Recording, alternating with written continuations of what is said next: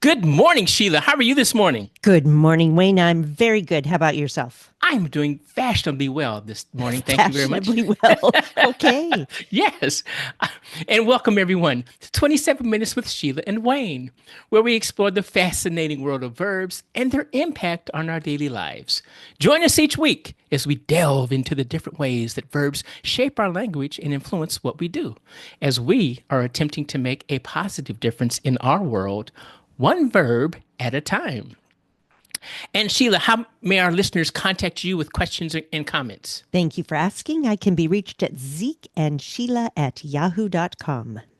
And that can be reached at Wayne at mindsyncing.com. That's MindSyncing.com. Thank you. And Sheila and I we had the honor and the pleasure of being guests on the Inspired Changemakers podcast, Right. which is hosted by Julia Healy and United Charitable. And I'll leave the link for that podcast on my website and on Facebook, and Sheila will leave it on her website. And you can also find it going to inspiredchangemakerspodcast.com. That's all one word, inspiredchangemakerspodcast.com. And leadership is a verb was the title. I had so much fun. Did you have fun? I did. It was a treat watching Julia host it and watching us participate in it after the fact. It was really fun. Yeah. Yeah. Had a good time. And Sheila, what might our verb be for today? Today we are exploring the verb to explore. Oh, And just as an introduction, I know you're going to give some great definitions. I'm just going to say this generated a ton of other verbs. As we explore a verb, we're diving into research, we're asking questions, we're seeking answers. When we explore a new hobby, we're experimenting, we're trying new things, we're discovering what brings us happiness. And when we explore our feelings, we're reflecting, we're understanding, hopefully, and we are growing. oh, okay. All of those. All of those. So let's I'm hear some other definitions. okay. I have to search a place and discover things about it. I have to think about, talk about, or study something, or to experience it in order to find out more about it. Mhm. I have to travel to a new place to learn about it or become familiar with it. To try to discover and learn about. Here's I like this one because Okay. you're good at this because you did this before. To Okay. investigate because you're an investigator. Ah, Ah, to yes. investigate, study, or analyze, look into. To become familiar with by testing or experimenting. To travel over for adventure or discovery. And I have two more. I know Okay. this is a long, exhaustive list. To examine, especially for diagnostic purposes, Mm. and to make or conduct a systematic search. Did you hear all the verbs you just listed? I did. There's Yeah. a lot of them. Yeah. This verb really brings us into the verb territory. It does. It does. And how did you find? What were your initial thoughts when you generated explore as our next verb? I thought I came up with a little toolbox of things you need to explore. Okay. Things a toolbox: curiosity, openness, risk taking, appreciation, and duct tape. But just because you should Duct tape. always have duct tape, it comes in for so many things. Yeah, Okay. useful for so many things. How about you? You know what? My first thoughts were, okay, why should I explore? Okay. And I have been I have had uh, I, what I had workings relationships with some Okay. forms of media, and Mm, when I was in the military, I used to have a second job. You know, in the military, you have one main job, mhm. and as you're working there, you get all these all these other jobs that you have to do too. Okay. All right. I was a public affairs representative once, And so anybody who came to the unit, I had to do a post of them so it could go to their hometown newspaper, which is very cool. Oh, yeah. That said, "Hey, Wayne has arrived! Yay! And he's here and he's doing this." And that was always fun. Yeah. And I used to tell individuals when they would come to the unit, I say, "Okay, you're in a different country. There's different things going on. Mm. What I want you to do right now is I want you to get your cameras." And as you're going home, as you're coming to work, I want you to take pictures of everything Hmm. because in 3 months, it's going to be old hat. And you're going to go back Yeah. home after your assignment here in a year or two and tell people about this. And they go, "Oh, no, there was not that." And you go, "Yes, it was." And if you have no pictures, you can't validate that you were there and doing that. So, so, That's good advice. so I tell them, get your cameras and take pictures of everything because, oh my goodness, Hmm. you may not come here again. So, Hmm. so Hmm. anyway, and I used to talk with incoming students at a university Hmm. and I would ask them, "Ooh, and what's your major?" And they would say, "Oh, I'm undeclared." And their mom and dad would roll their eyes, and I and I would say to the student, "Hey, it's okay because a curious mind. Okay, you're Yes. coming in, you're going to do your basics because everybody has to take English, everybody has to take math, everybody has to take literature. Okay, great. Get all those out the way, but over those 2 years, be curious. Hmm. Find out what your fellow classmates are doing, find out what your professors are doing, what kind of research they're doing, find out the groups that are on campus that are delving into different kinds of research or whatever, and find what interests you that you had Yeah. maybe never even thought of Right. before you pick your major." So I don't know. Would you give I, that same kind of advice? Uh, that certainly was what I did. So yes. But I also would say how you are just the perfect explorer, and you can you have a gift of being able to um, engage others in that same curiosity about life. You are too kind. Oh, you give me too much credit. Not at all.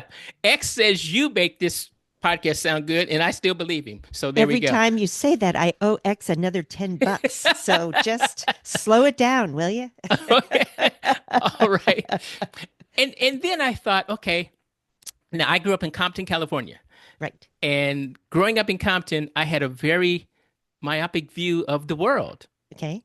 One of the best things that happened to me was when I left Compton because I and I put down some things, and this is just Wayne personal Okay. kinds of stuff. I put down some places that I went to because of the military. Hmm. And so here, may I list a few? Please do. Okay. I went to Texas, to California, to North Dakota, Southeast Asia, Thailand, South Dakota, Mississippi, Florida, Greece, Germany, North Carolina, Alabama, France, Japan, Honduras, Spain, the United Kingdom, Italy, Turkey, Iraq, Panama, Illinois, Korea, Colorado. Wow. And that's just a few. Wow. And that was the best thing that happened to me because you know what? Can you imagine all the different cultures, all the different kinds of No. I mean, foods? yes. Oh, Yes, yes. different cuisines. The different standards of beauty, the different ways of life. Yes, the celebrations, the holidays, Mm. the people, the customs, the languages, and the music that I got to explore. Hmm. It was just absolutely fun. It was. And and how about their laws and their rules and their ethics and their Oh, sites right. and experiences? So Right. I had the privilege to witness. I saw Mount Fujiyama. I saw Mount Rushmore. I saw the temple. I saw temples of all kinds, Hmm. Middle Eastern temples, Asian and Mayan temples, by the way. Hmm. I Hmm. saw the Brandenburg Gate in Berlin, Germany. Whoa. I saw the Arch de Triomphe in Hmm. France, and I probably massacred that pronunciation. I know what you're talking about. I saw the Eiffel Tower. It was just very, very cool. Yeah. Yeah. Yes. But Do, anyway, do you feel like your brain is so much bigger than it was before you started that adventure? no, but my excitement is. Even better. Even better. My excitement was. It was just cool. I don't, and I golly, I'm taking, oh, it's 18 minutes already. So, But I feel like I've been on a travel adventure just listening to your story there. So oh, thank you for that. well, thank you, a whirlwind. So, how about you? What did you come up with so far? I have two articles that I mainly wanted to focus on. One is How Travel Affects Your Mental Health by Smitha Bandari from WebMD.com. And the other one is called Everyday Micro Adventures to Inspire Living with Attention by Tracy of the Travel Bug Tonic. But first, so basically, we're talking about travel here as a way to explore. And I think I want to emphasize the micro adventures in the interest of time. But I just want to tell you, between talking to you, setting up this call the first time, and starting our actual call, I found a real quick study I want to talk about called Vacations Improve Mental Health Among Rural Women, the Wisconsin Rural Women's Health Study. Oh, And the okay. bottom line is that women who take vacations frequently are less likely to become tense, depressed, or tired, and they are more satisfied with their marriage. These Really? personal psychological benefits that lead to increased quality of life may also lead to improved work performance. Now, I'm unsure if these vacations were with or without their spouses, I'm but I'm seeing ladies' night out, ladies' weekend out. That's what I'm I seeing. definitely am going to report this study to my husband Absolutely. after we finish this. And tell him that that you and the ladies are headed out to wherever. We need two a year, two a year. That's right. Yes. Okay. Cool study. And Yeah, it what was. else do you have for us? Well, the micro adventures to inspire, because it's not always possible to take long adventures.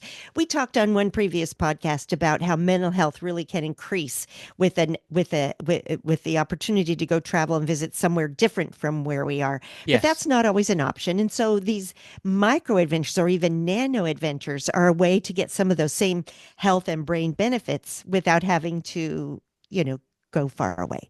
So Yes. Yes. let's jump into your first thing, and then we'll come back to this. Okay. And now here's some things that I have also done Oh, good. Okay, I love this. because of all these different places I've been and things I've seen. I'll bet you get 100 on every one of those Facebook quizzes that says give yourself a point for everything you've done on this list. I have never taken any of those. You I don't didn't know need they to. You existed. don't need to because Okay. you would ace them all. I I, promise you. I don't think so. But I I'm just one small cog in the whole big universe here. So Right. but, this my ventures pale in comparison to many others. So Okay. there we go. But but they were all exciting to me. Yeah.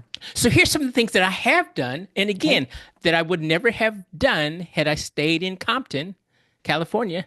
Okay. I have driven on the other side of the road Mm-hmm. in three places in Japan, in the UK, and another place, Okay. which I won't say. But Okay. anyway, I have learned how to hang glide in the Alps. Whoa. Wow. Now Yeah. that sounds huge and gigantic and very, very dangerous. It was just on a little hill, okay? Hey, Alps are Alps. I'm sorry. A little Alp is still an Alp. I and I was they had a contest for it was a weekend class, Okay. and so at the end of the weekend we got our last little flight, and I got the honor of having the longest flight. There you Yay. There go. we go. Yes. From the Alps. From the Alps. Yes. A little knoll on the No, no, Alps. no, Okay. no, no. I made a sound through an Alp horn in Switzerland.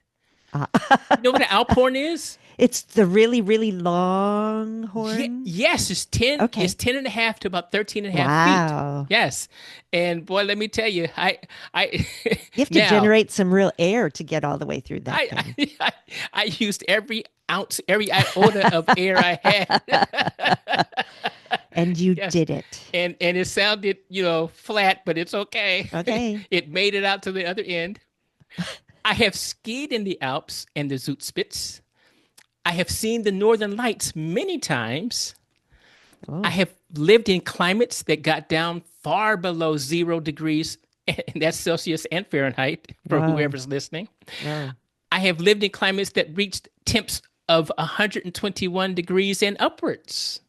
I, okay. I'd go for the cold myself, but to each his own. I do like the heat, though. I much Okay. prefer the heat. Yeah, Okay. now 121, 120, I was at a place, it got about 127, I can't 128 with the even. heat index. Phew. And that was a little tough, but 120 was fine. We still played ultimate frisbee in that weather, but that's okay. As you should. Okay. Yes, yes. I touched ruins. This one was of most interest to me. I Okay. a couple weeks ago on one of our podcasts, I told you Hmm. about the trip to Poland that I took with, Yes. yes, with other spouses, and they only wanted me for my car because, okay, can you drive? Turns out, yeah. Yeah, Yeah. all right. But staying in the hotel that we stayed in, Hmm. outside of that hotel were all these ruins and remnants of places. I touched ruins of structures that were built in the 10th century, Wow. which is from 900 to 1000, you know? And that was Yeah. in Poland. I would have never done any of these things Hmm. had I not left Compton. And Hmm. you know what? It was all cool. I also found an article written by Jacqueline Hill that Hmm. says, it's titled, So Why Explore?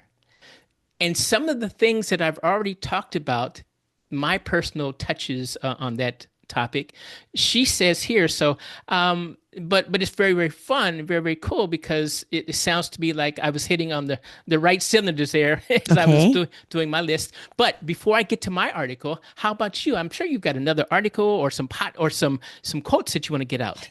Well, let me go to Travel Bug Tonic by Tracy. Okay. She again is the micro adventure lady, and she says that she personally, when she has something to look forward to, she feels grounded, happier, and less moody. And she said you can ask her husband to confirm that. Um, and when she has something to look forward to, she's better able to be present in the moment today. So she defines micro adventure, which she says was first coined by British adventurer Alastair Humphreys. She says it's a short, local, cheap activity that delivers a fun, exciting, and rewarding experience. So mostly they are accessible options if you can't take a big, long, glamorous vacation. Aha. So he also emphasizes Alastair in his micro adventure descriptions outdoors. And he talks about the concepts of type 1 and type 2 fun. So, type 1 fun is a good description for anything in life that you do that's simply fun, like eating, in my case, ranch dressing on pretzels Okay. or whatever it is that you enjoy. Yes. Type 2 fun is, well, okay, I have to include chocolate in that type 1 fun too. Type 2 fun is doing stuff that is miserable, painful, uncomfortable, horrible, and people who've done say long distance hiking challenges or marathons will be familiar with this. You're doing something painful purely in the hope that at some unknown point in an unknowable future, it will somehow, in hindsight, make you happy. Happy that you stopped. That you can say, you can look back and say, hey, I did that. I Yes. did that. Uh-huh. Don't have to do it again. Right. So here are a small selection of micro adventures to get you thinking. Sleep under the stars in your backyard. Oh, Well, I we used to do that a lot when I was growing up. okay. And I don't have a backyard now. I live in a condo, but I have a balcony.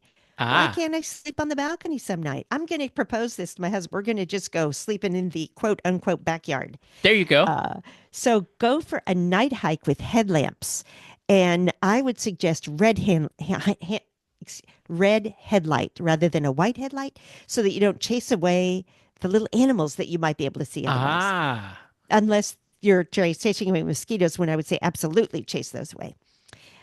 Swim in a river, lake, or ocean. I mean, I don't have any of those nearby. So that would be more of a macro rather than a micro adventure. okay. Um, Sign up for something that requires you to train. Or this one I really liked. Find the highest point of your city that's accessible by walking. Go there and enjoy the view. Ah, yes, So, all right. So those were some of her. Oh, so she says they're not always easy, but they're simple. These micro adventures, yes. and they tap into your traveler sense of curiosity and motivation to explore, and they get you a little out of your comfort zone. So, Sticking around home can sometimes lull you into laying on the couch and binge watching. Mm. Not you probably, but other people. Uh, so you have to be intentional about it. And I even ordered on Amazon. They haven't come yet. Her good old friend, Alistair Humphreys, has put together a deck of cards that have just a little thing on each one saying a suggestion for a micro adventure. So I'm going to start doing that. And since my husband has semi-retired recently, and he'll say, "What should we do today?" I'm going to pull out that card and say, "Well, today we are going to do this little micro adventure." Excellent. I do micro adventures every now and then in the evenings, Uh-huh. early evening, Yeah. because I like to watch the International Space Station fly overhead. Oh, So when I know it's coming, I go outside and I will watch it, and yeah. it's visible sometimes even up to 7 minutes, and Wow. as little as less than 1 minute. But it's really really fun to see it. And my neighbors know what I'm doing now because I would go Oh, outside, and as they're driving in from either coming home from dinner, they'll go, "Oh, uh-huh. is it up?" I go, "Yep, here it is, right there." Well, now, how do you track it? Do you have an app that you Oh, use that there's a say website. a website? There's a Okay. website, and on that I go to the website and I find out the time it's going to be in our area, my Okay. area, Uh-huh. and the orientation where it's going to come from, like the northeast, and it's going to go Okay. towards the southwest. It'll enter or exit there. And it's just really cool to see it, Yeah. and I get excited because it's it's a T1 fun for me Yeah. Yeah. because I realized, hey, it's over 200 nautical miles up in the air. It's going at Wow. 17,500 miles per Wow. hour, Wow. and there's people on it, and it's man-made, and there it is, and I see it with my naked eye. So Wow. you don't need binoculars or anything. You can Okay. see it. It's just fun. Have Yes. you ever required duct tape in looking for the International Space Station? I'm just doing a random survey here. I'm going to have to. No, I don't. I'm going to have to put that in my Okay. backpack, though. Okay. Yes. All right. All Okay. right. All Yeah. right. Good. All That's right. all So right. on to you.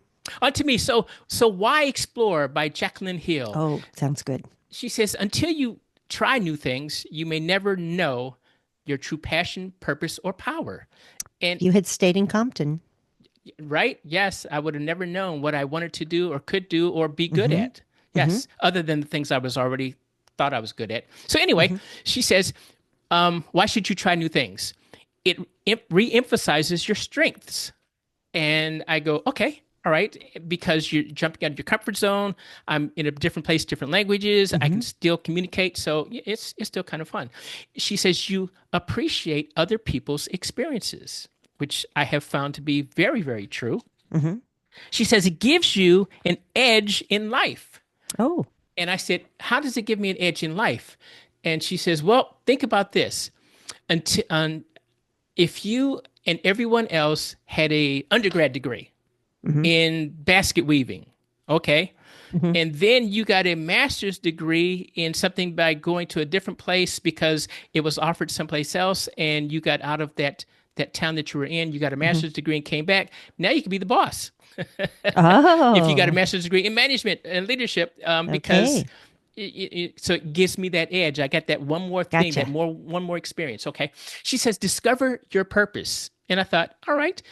And again, she says, until you try something new in life, you will Mm-hmm. never know if you could do it better. And Oh, and I thought, okay, I enjoy cooking because I was a cook for a while, and I have gone that's to right. different places in Italy, and people taught me their recipes, and I'm thinking, oh, Mm. so I can make that pasta that I make already better by doing. Mm. Yes, she says, know your likes and dislikes, create satisfying memories, meet Mm. new people. It brings you out of your shell. And I'm thinking, Mm-hmm. yeah, all of these are true because when you're in Japan and you have to go to the bathroom Mm. and you say, where's the bathroom in English? They're not going to know what you're talking about. Mm. So you when you go to these different places, you learn the immediate things of saying how to say hello, goodbye, thank you, Mm. you're welcome, and where is wherever Mm-hmm. it is that I need. Mm-hmm. And so yeah, it brings me out of my shell. You understand your fears better. Yeah. She said to help you to learn to appreciate the value of time. Ah. In Europe, it's all about time and all about the experience of enjoying others' companies when you're at dinner. And dinner Hmm. could last from 4 till 10 o'clock in the evening Oh, at a restaurant. Where here in the States, we're in and out right. because we gotta eat, we gotta leave, we gotta do this, we gotta do this. In Italy, they slow down. I'm like, wow, okay, I understand that. In Spain, they have something called fiesta or siesta time, siesta, Okay. where everything is closed in the afternoon from 2 to 4. There's no Wow. restaurants open because they're having siesta. It's kind of cool. I It's like it. healthy. You've already mentioned that. Hmm. My last 3 points, and I'm looking at the clock, is 2 minutes and 43. So I'm going to leave the last for you, my friend. Here's number 12. It makes you an interesting person. And I'm thinking, Yeah, because when you're in a social event, you could talk about a myriad of things as you're opposed to right. just what you did today in the job. Right. You experience more of life and it humbles you because you really Yes. realize that, wait a minute, Compton is not the only city in the world. Hmm. Just saying, I love Compton. I Hmm. do, but Hmm. it's not the only city in the world. And yeah, I was humbled. I was honored to do that. I, I think I've also learned from traveling that I am not the most important person in the world. In fact, I'm quite unimportant. I don't know about all that, but yes, but we do find that it's not all about me, is it? One thing I've really appreciated hearing as you were talking about all of these things, though, is that a little bit of planning makes a big difference. Like planning ahead of time when you're going to a new country by learning a couple of the words that will come in handy, Yes. and knowing where you're going to go rather than just say, "Okay, I'm on a street corner." I mean, there's a time and place for standing on a street corner and saying, "Where should I go now? I'm going to go that way." But mostly, if you don't do a little pre-planning, you can't get to that street corner because the bus isn't working at that hour or the train never got there or whatever. So I like the idea of pre-planning. And I even heard one time you should pick your travel companions even more thoroughly than you vet your marriage partner. They can make or break the trip. Yes, they can. So, Yes, we can. well, Wayne, as we close here, I would like to encourage anyone listening, myself included, to embrace the spirit of exploration in my daily life, to get out of a rut. Because I didn't mention my quotes before, but Ellen Glasgow said the only difference between a rut and a grave are the dimensions. so, so ask questions, seek new adventures, never stop learning. The world is vast and full of wonders just waiting for you, me, us to explore. Wow. Thanks. Thank you, folks, for listening. Thank you, Wayne. I so loved your list of adventures you've been able to experience. And thank you, It's Sheila. inspiring. Yeah. Thank you. Thank you, everyone. And I like the T1 and T2 fun. I'm going to keep that. Yeah. Yes. So thank you very much. All Okay. right. See you next time. Bye Bye bye. bye. Bye Thanks, bye. Sheila. Thank you, Wayne.